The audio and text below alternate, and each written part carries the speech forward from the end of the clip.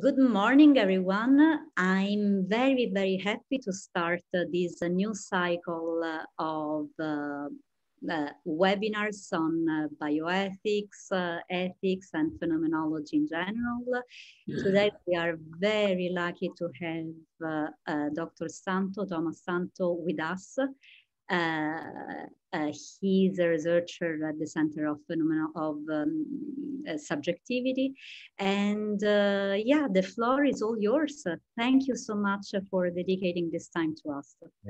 Thanks so much, Susie, for the invitation. I'm really happy to speak at this audience, especially. I do hope that I can contribute enough for your interests, because it is a pretty specific talk. So it's one of the few kind of talks and papers I'm working on at the moment that have really not much or anything basically to do with phenomenology. So I hope it might be still of interest to you. And I thought to pick this topic because it engages with ethics in a broad sense. As you will see, I will talk a little bit about reactive attitudes and the participatory stance and why it's relevant for thinking about distrust.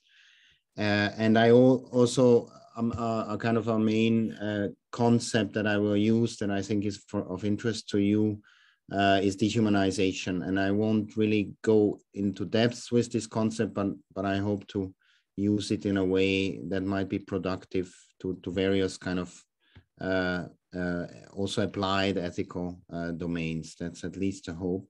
Now let me share the screen with you.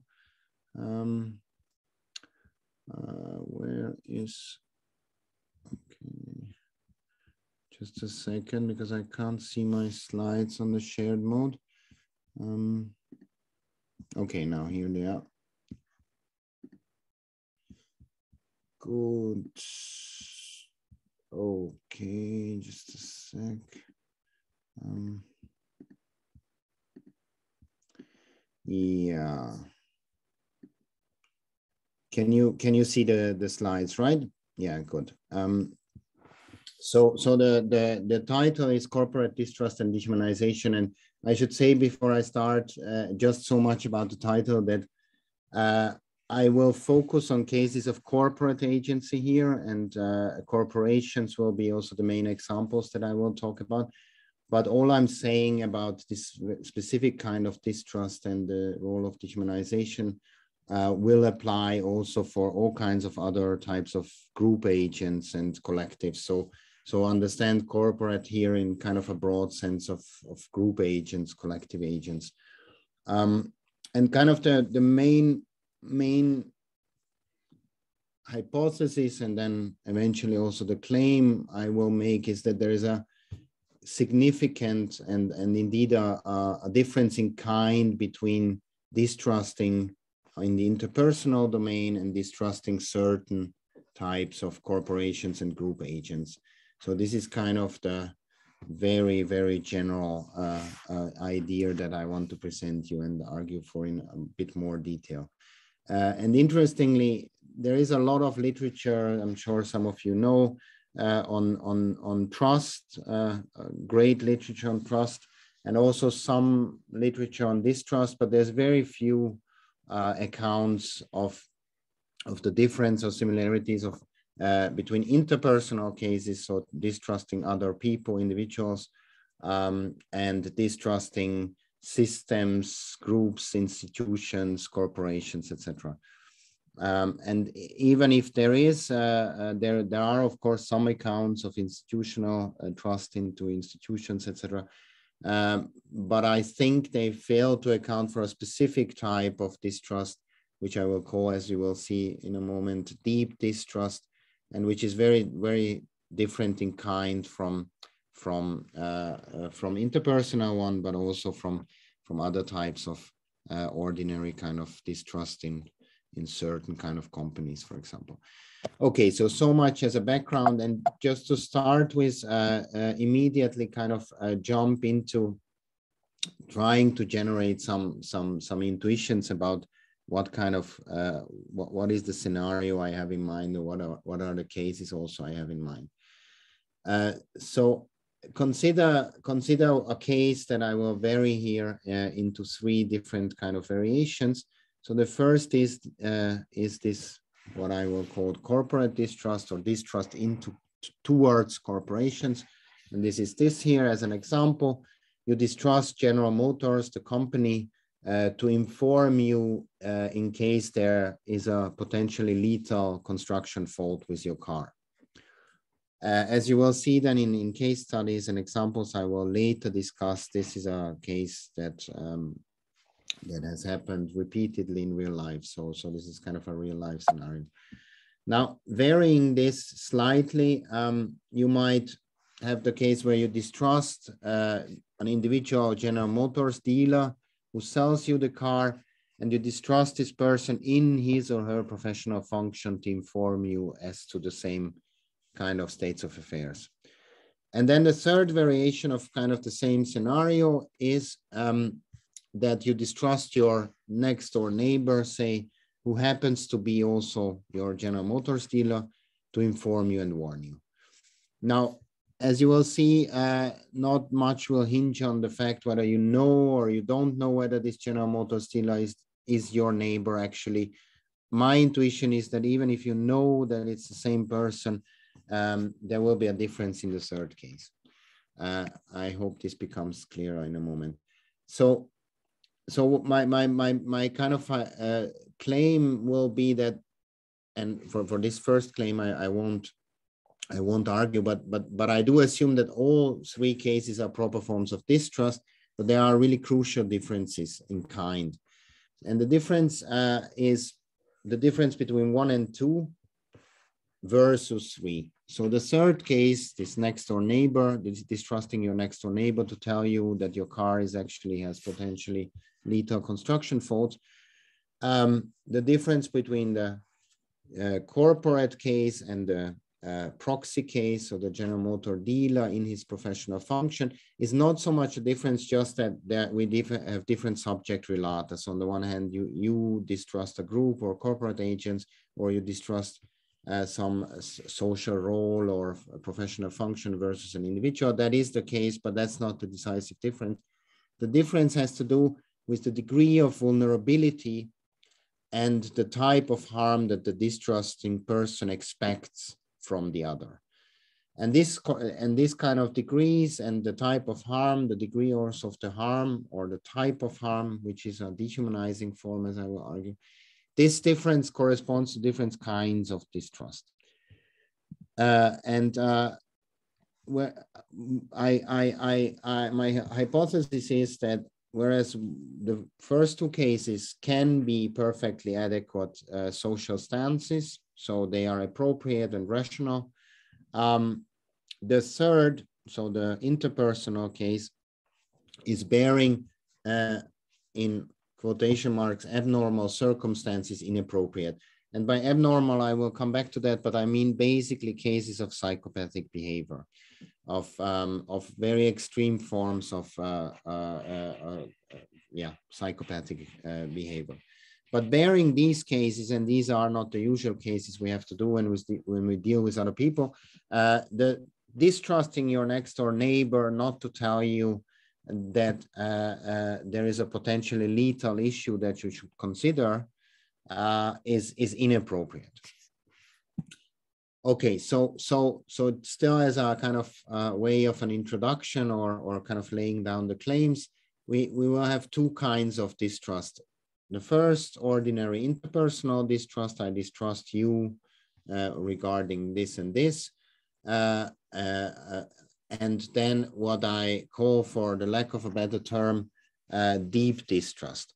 And deep distrust is the distrust that is a distrust towards such group or corporate agents which engage in a, at least potentially or actually dehumanizing behavior, or in what is in the dehumanization literature called the behavioral dehumanization. And here difference is that the perceptual forms of dehumanization also think of racial biases, etc.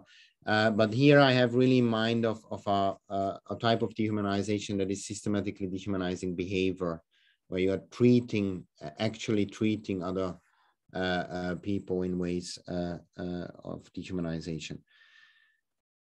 And what is at issue here is, as I already mentioned, the degree of vulnerability and the harm that the distrusting or the distruster expects.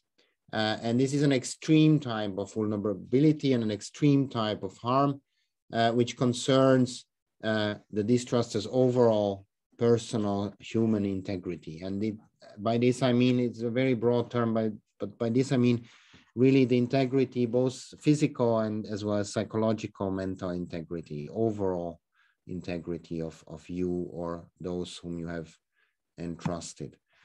Okay, so this is kind of laying down my cards in a way, and I'm trying now to argue a little bit more in detail for this account.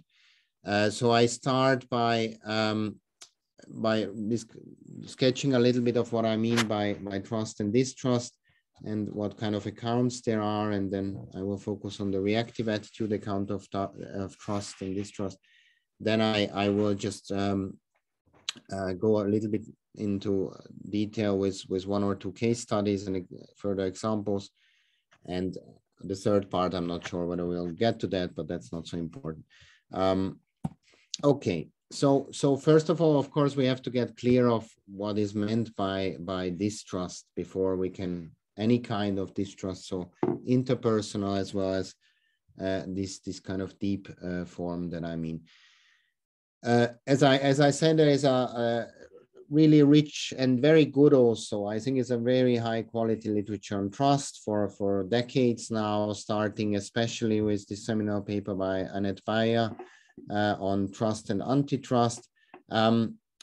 Typically, distrust is kind of modeled on an understanding of trust. So there are very few accounts which really discuss distrust on its own.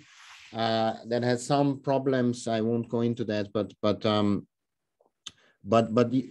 typically we can get an initial at least understanding of what distrust is by looking at also the trust literature. But so what is distrust and what it is not? And I start by ex negativo. So distrust is not simply a lack of trust. So what I mean by this is that we can have a number of all kinds of effective or non-effective relations, social relationships to other people, which are neither marked by any kind, but which are not marked by any kind of trusting relationships. So there is no trust responsiveness, and I can have all kinds of social stances towards others without either trusting them or distrusting them. So it's not simply, of course, a lack of trust. That could be a trust neutral relationship simply. Important distinction is that distrusting doesn't mean simply not relying on somebody. So there are many examples that you could bring here, but imagine you are every Tuesday woken by the garbage cleaning personnel outside your door, by the noise they make at 5 o'clock in the morning, and this really happens regularly. And you kind of, but you wouldn't say once they fail to wake you, basically, that you distrust them. You will at best not rely on them and put your own alarm clock, because you won't rely on them waking you at 5 o'clock, but it wouldn't make much sense to say that you distrust them.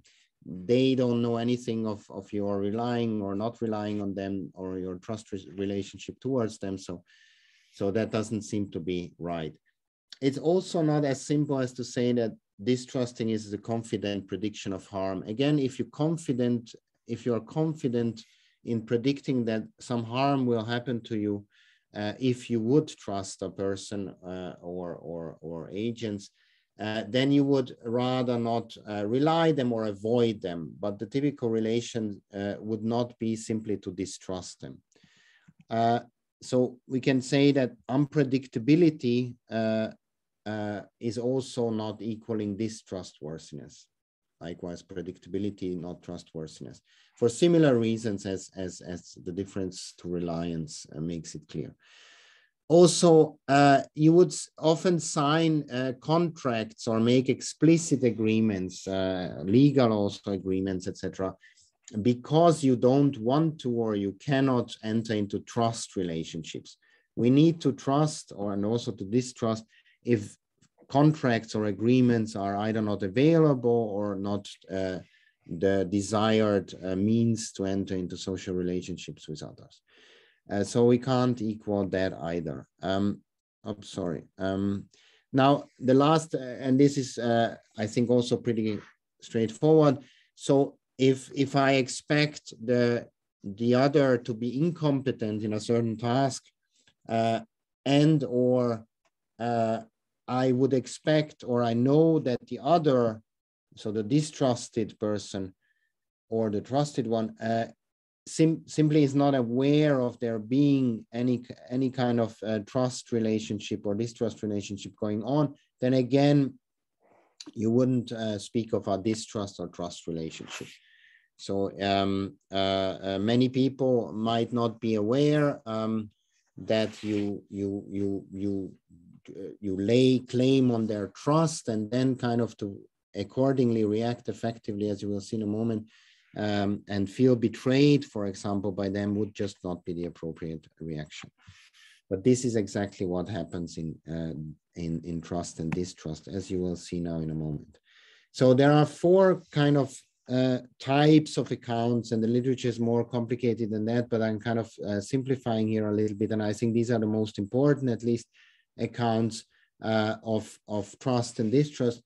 And what I will do now very briefly is to kind of present you four accounts of distrust, for types of accounts. And I will take the fourth as the most promising one, and especially when it comes to the case that I'm particularly interested in, namely these corporate cases. So the first goes back to this mentioned paper by Annette Beyer, which is a wonderful paper, but I think it lacks in certain respects. But the idea is that trust and distrust are three-place predicates. Namely, you can analyze distrust by saying that a person distrusts another person if the distrusting subject A would not take the risk of entrusting this other person with something, either an object or a task or a person. So entrusting, for example, your daughter to a babysitter because you distrust and you would not take the risk of something bad happening to your daughter, for example. So that's kind of the idea. So you have A and B and you have an entrusted good. And what is important and what I will use of in Beyer is her notion of, and her emphasis on that risk, that trust and distrust involves a risk, considerations of risk, which have to do with the vulnerability.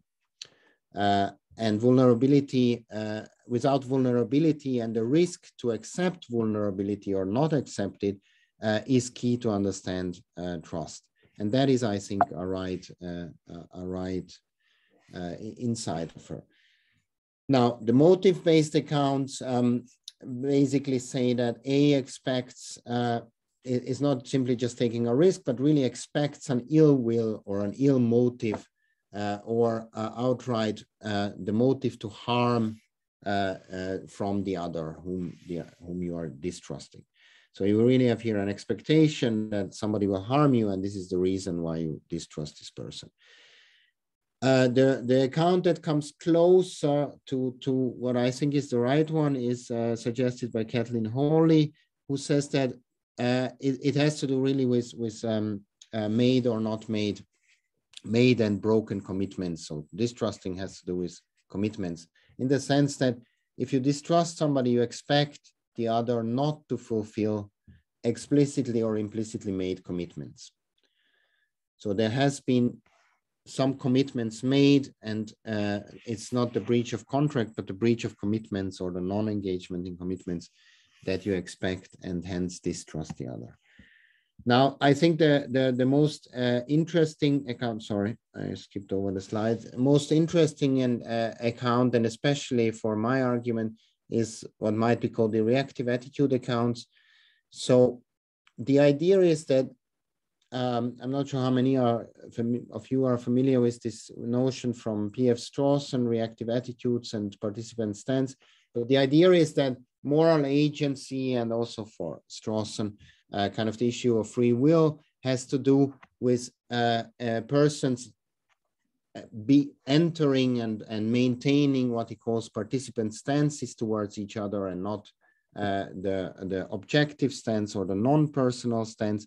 And that means that you hold certain normative expectations vis-a-vis others, and have yourself and also expect from others reactive attitudes according to how they behave. And the reactive attitudes are basically affective attitudes and have to do with moral emotions, what is called sometimes moral emotions, such as holding resentment or towards somebody else, or blaming somebody, or feeling betrayed by somebody's actions. So if somebody steps on your toe and this other person stands in this kind of participant stance towards you and is not just, say, a robot, then typically this other person will apologize. If this other person doesn't apologize, you will have some kind of right to blame her or resent her, etc., unless you realize that this person wasn't even aware of stepping on your toe, for example. Then this reactive attitude will be inappropriate, of course. So this is kind of the very, very rough sketch of what reactive attitudes are. Now, back to distrust. What this account holds is that somebody distrusts another if the distrusting person A expects and also will be entitled to feel betrayal. So this specific reactive attitude of feeling betrayal towards the other person, and potentially other reactive attitudes. So distrust only works on this account if this participatory stance between persons and moral agents basically holds. Now, what I will claim in the following, that's basically my main argument, is that what happens in deep distrust, in certain forms of distrust in corporations and other group agents, is that the participant stance breaks down, and hence you need some kind of other, so it's not a simple form of distrust, this what you have here on the slide that happens, but there is a deep distrust there which kicks in, as it were, if this participant stance breaks down. So and here comes, based on this reactive attitude account, my main argument for and presentation of what this deep distrust is, this corporate form of distrust. So in some cases, individuals are justified to distrust in a specific way of deeply distrusting groups and corporations if these groups or corporations systematically manifest dehumanizing behavior vis-a-vis you or somebody who you care about, or are likely to do to engage in this kind of behavior, and the distrusting person expects according harm as to either her own personal integrity or somebody else's whom you care about and whom you have entrusted. This is the first kind of condition. The second is that in the face of this dehumanizing behavior and in the face of the according harm that you cannot accept, you cannot accept the vulnerability, your own or the others that you have entrusted. And thirdly, and kind of, I mean, this is not some kind of step-by-step procedure. These are all elements of what deep distrust is. Given that you cannot, so given the dehumanizing behavior, given the type of harm and vulnerability at stake, you cannot entertain the participatory stance and hold reactive attitudes towards that corporation. and have also no normative expectations that this agent, this corporation, say, will enter into any ordinary interpersonal relationship with you or with whom you have entrusted. And you furthermore cannot even just rely, and here I bring in the notion of reliance again. So it's about distrust, but you cannot even just rely on the ordinary moral and non-moral psychology of non-pathological persons. What I mean by this, you cannot even rely on the fact that the corporation will have, for example, existential fear as to being eliminated, for example, or abolished or closed down, shut down, etc., in face of, for example, your resentment and according, say, social movements or whatever. So there's not even these kind of very basic affective dispositions on the other side. Okay, so this is basically the account, and I will just cash it out a little bit from now on and repeat a couple of things. So further, and this has to do with what I said. So there are further non-necessary but typical conditions for deep distrust. Sorry. For deep distrust to arise, or that go along also hand in hand with it, namely that the distrusting person will typically have, though no normative expectations whatsoever, any normative expectations from the corporation, it will have, or she will have strong predictive expectations that the corporation will use its power to harm you. Or if it doesn't use that power, it will refrain from this power only out of purely instrumental considerations.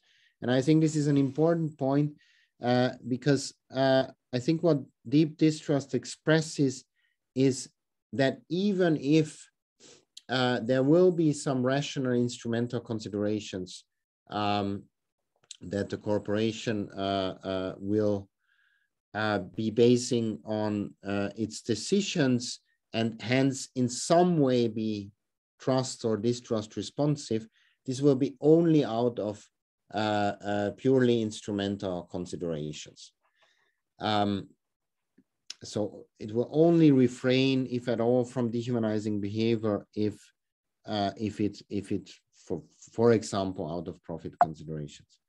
And furthermore, very often, of course, this phenomenon is only interesting because very often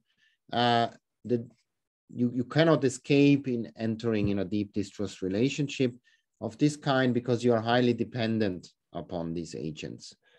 And this can be, of course, as you will see, also states and dictatorships, etc. And typically you will also feel powerless or lacking control vis-a-vis the distrusted agent. And whether or not this is the case, that doesn't really matter. But you will have this feeling of powerlessness. Now, of course, so some have coined this term, and not so much in the corporate context, but in group agents context, evil collectives, whatever you think of that term, you can just put evil corporations or corporations there. Of course, it may be the case and might even typically happen that you eventually, upon being subjected to dehumanizing behavior or being betrayed in a distrust relevant way by corporate agents, you will resent them and feel betrayed by them. However, what I want to suggest is that if deep distrust is really the adequate context, this will not be the appropriate stance. And the reason why it's not appropriate, even if morally, psychologically very natural, and maybe in moral psychological terms, it might be frequent, why it wouldn't be appropriate is because the a fundamental precondition, at least upon my understanding and construal of the participant stance, and some disagree, but I think Strawson definitely would agree with this construal. The fundamental precondition of this stance is that it's reciprocal in a way. So the corporations ought to be capable of actually holding reactive attitudes towards me also, in order for this participant stance to game to work, as it were. But by displaying, these corporations and group agents displaying behavioral dehumanization, they ipso facto do not enter into a participant stance with me.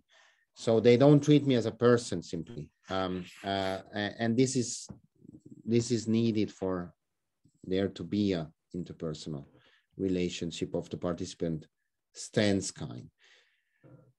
Okay, so just as well, just think of it also, of course, and there I think everybody would agree, it isn't appropriate if I hold reactive attitudes towards my computer and resent my computer. And yesterday, actually, I had a breakdown, which took me 5 hours to my working day to get sorted out and running around. And I was angry and I had all kinds of effective reactions, but I didn't feel betrayed by the password manager of my computer, etc.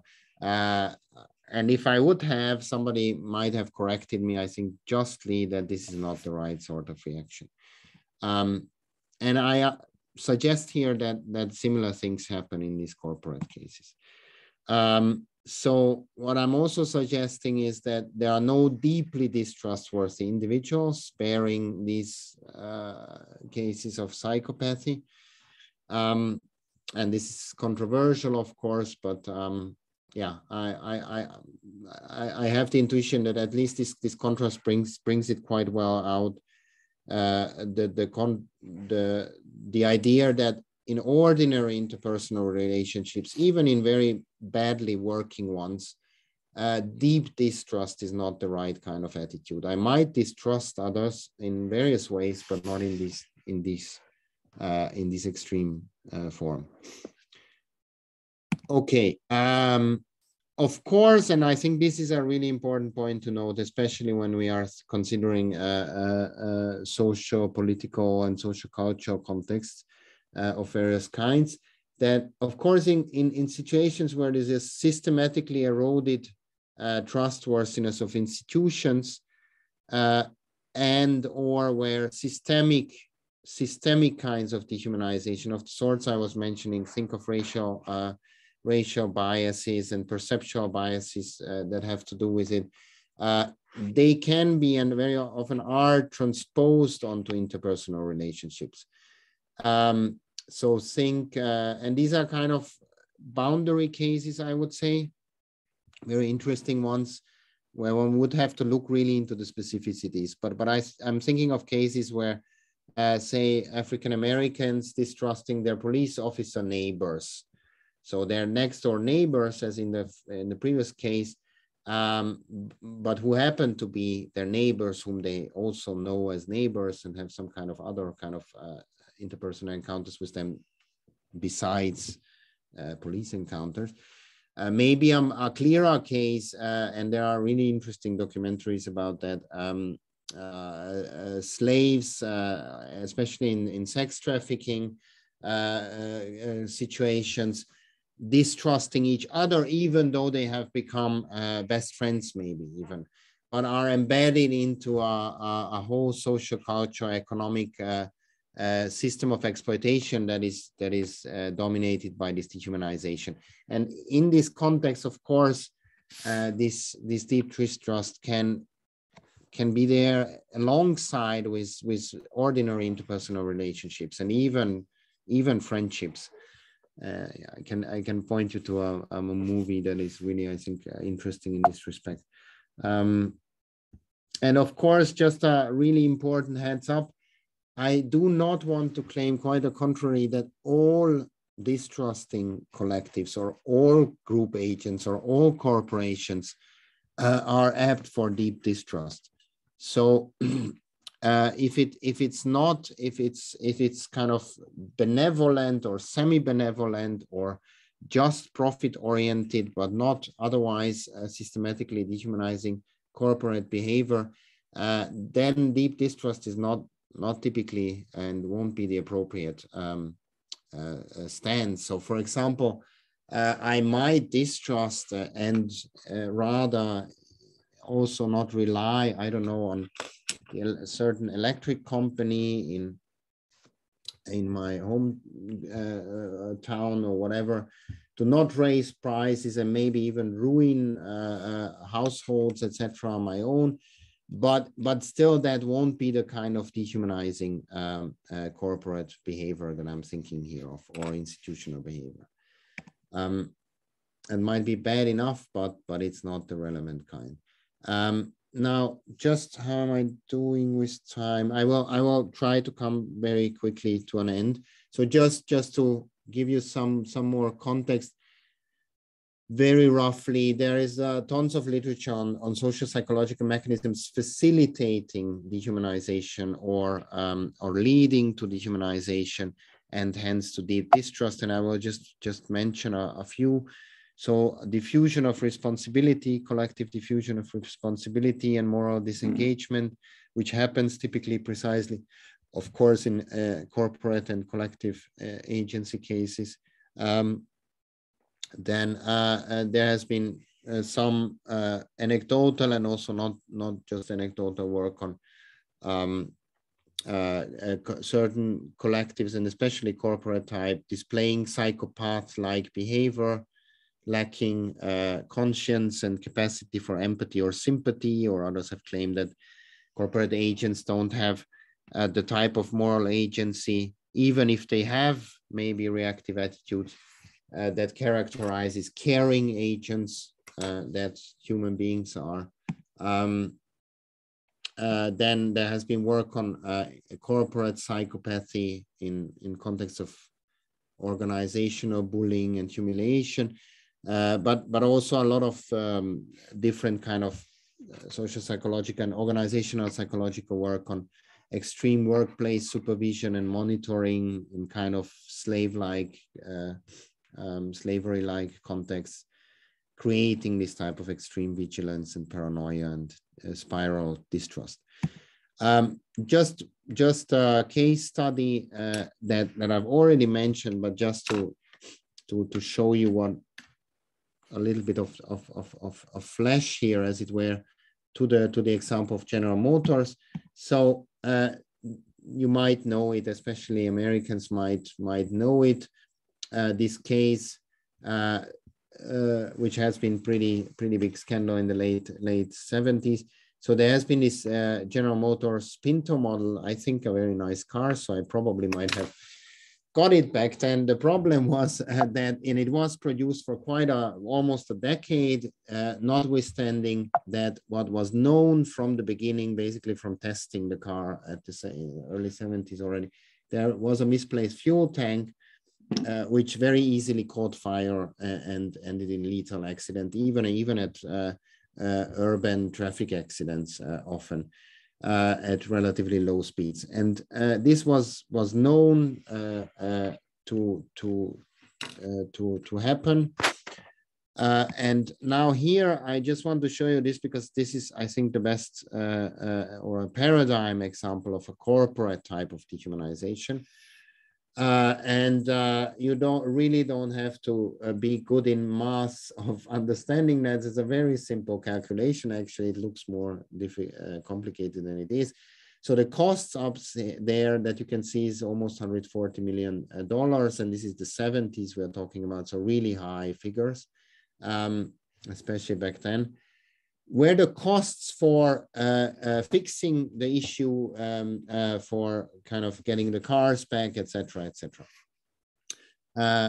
with very low kind of technical costs per car, but given the number of the cars, very high number. The benefits here, meaning benefits for the company of not doing anything, and that's what happened. 8 years along, they didn't do anything. They didn't even issue warnings. and this was published, so this is not a calculation that somebody had done, but from outside, but this has been done in the insurance department of General Motors at that time, and later published after it had been leaked, etc., and discussed. So this is an actual calculation by General Motors. The benefits of not doing anything was calculated by projected deaths, by projected burn injuries, by projected cars, and the according insurance figures. And it, as you can see, is a way lower number. So this is what happened. Nothing has been done. The tragic comedy or irony in a tragic way is that we could almost kind of say relying on deep distrust for 45 years almost. So 2014, you can find very similar allegations to vis-a-vis the same company. And of course, I don't want to do General Motors bashing here. This is just one example of corporate behavior that I mean, and I'm sure you can find many more. But of course, there are other contexts, and that has nothing to do with corporations, properly speaking. In the case of ethnic protectionism, cleansing, genocide, intergroup paranoia context in international conflicts, already mentioned extreme distrust towards professionals. And here I think a very interesting case specifically for your context of bioethics and applied ethics. And there has been some literature on that regarding trust, but very little. Distrust and trust in clinical trials, in cases of exploitative clinical trials in developing countries. So what's the role of trust and distrust there? And I think that deep distrust would be a perfectly adequate stance in many of these cases, unfortunately. And then, of course, we can think of the cases I mentioned, human trafficking, but also terrorism has been analyzed as a kind of basic shattering of a basic form of trust that we have into each other. I think also another interesting recent example when it comes to applied ethics would be to think about the technological scaffolds as AI in legal jurisdiction and persecution, where we could also have this deep distrust in dehumanizing things happening. And of course, when it comes to technological agents and institutional agents such as military drones, for example.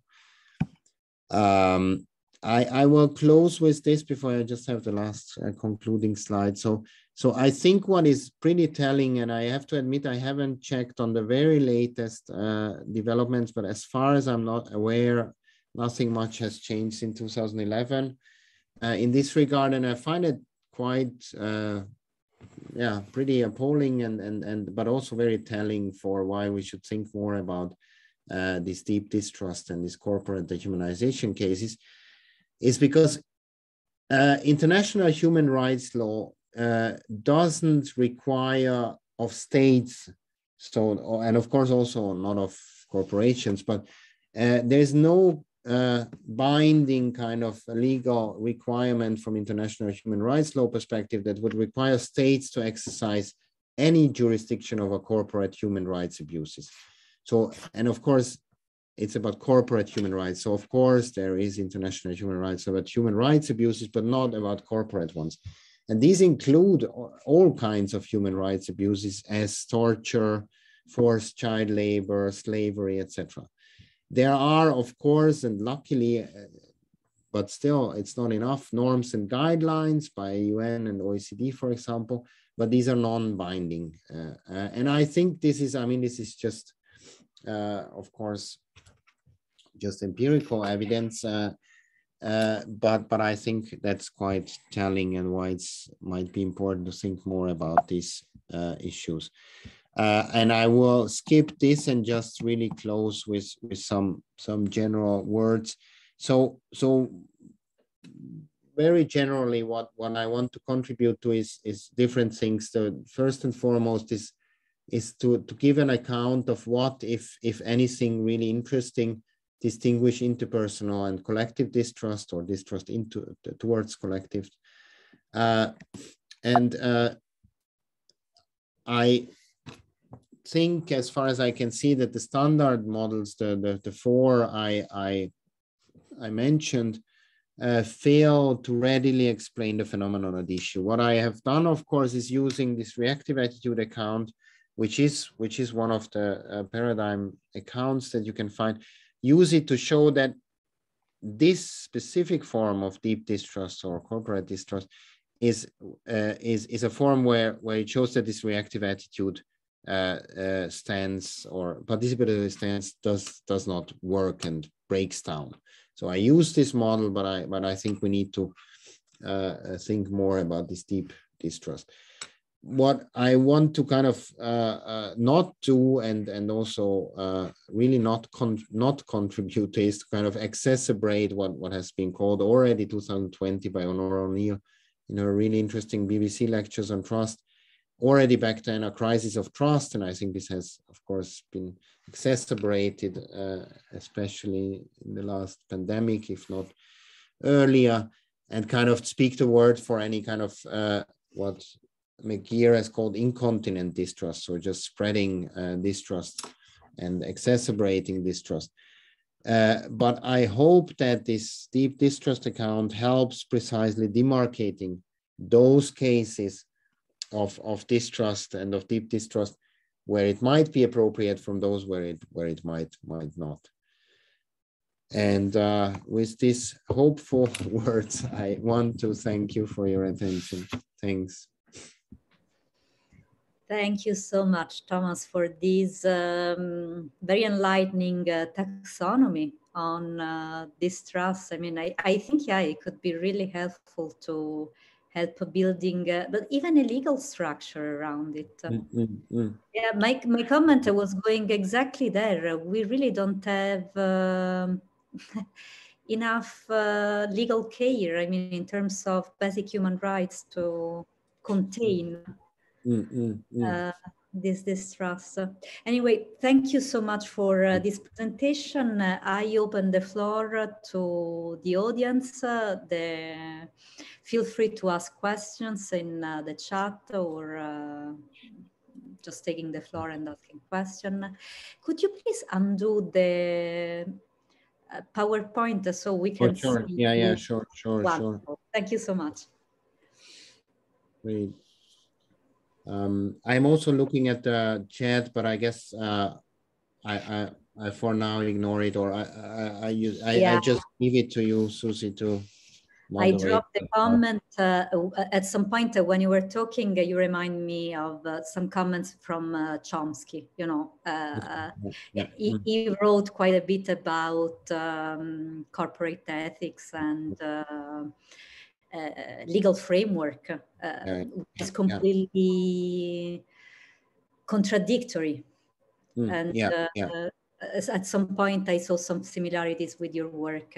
And Ricardo was bringing the example of Boeing and Emily, a problem we had in Auckland. Yeah, I don't know if any of you wants to expand on these comments or asking a new question. I might have a question regarding the corporate entity of you briefly skimmed over AI and drones and stuff like that. Is there, but also with your the Pinto example, bigger corporations like Google and Facebook, who have like a big dominance over the technological field,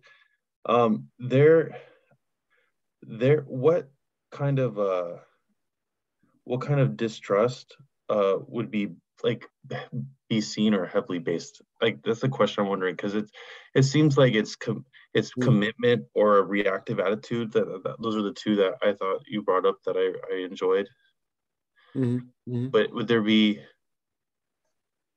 like, is that it's already seen breached, and then it would be a commitment to like continue it, if that makes sense? Or would it change? Does distrust change in time because they're trying to?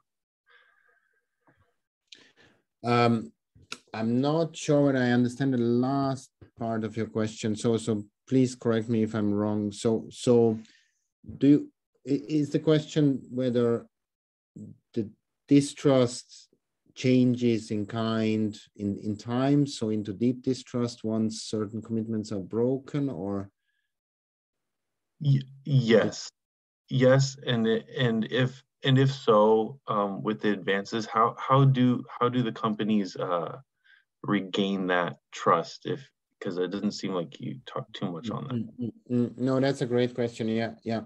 No, I didn't at all. How they regain the trust.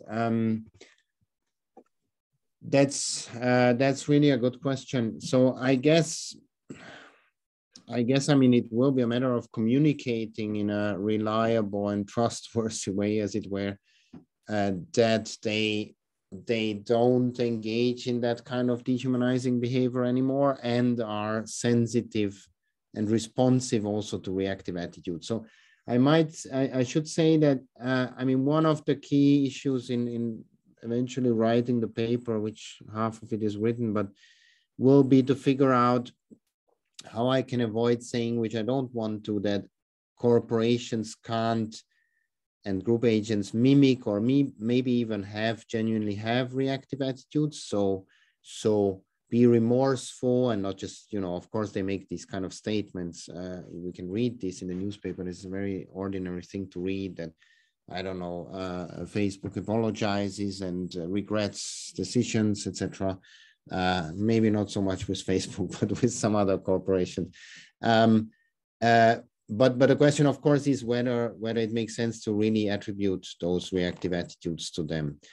And I do tend to think that that corporations, and there is some literature recent on that corporations can have at least functional equivalence or maybe genuine equivalence of such reactive attitudes.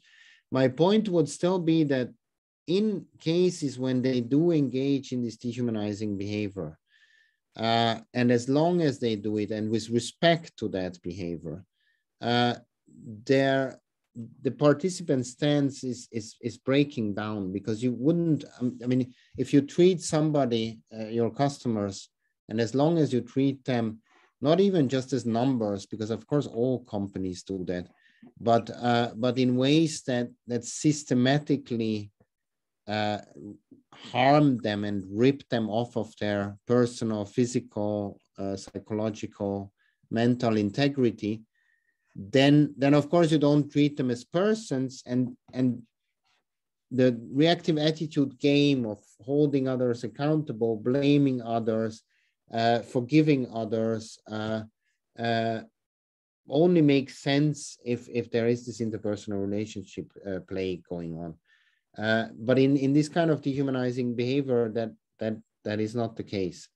Now, once this, I mean, regaining trust or at least kind of curtailing deep distrust from the side of these corporate agents, what would be needed is credibly communicate and credibly do something so as to make sure that this kind of dehumanizing behavior is not happening anymore. I mean, that would be I think what is really tricky, and why we sometimes kind of can't get our intuitions right, philosophers and non-philosophers alike, is because, of course, these companies, and especially if we think of Facebook, have individual persons as their speakers and faces. I mean, Facebook is maybe the most salient example, or Google. Really, literally one person who owns most of the company, at least, like sits in front of court or sits in front of Senate or whatever, answering and displaying, of course, reactive attitudes to a certain degree. I mean, but of course, this person is not the corporate agents as such. I mean, it's not identical to it. And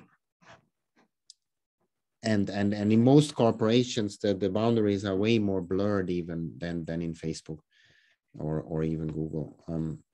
think of military, I mean, US military or whatever military, that's a highly complex corporate decision-making mechanisms that you can't, of course, reduce to any single member's decision or personal commitments.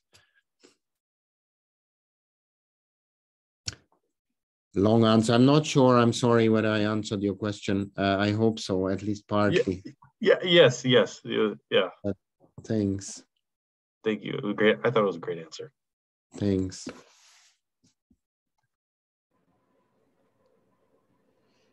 Anyone else? Don't be shy.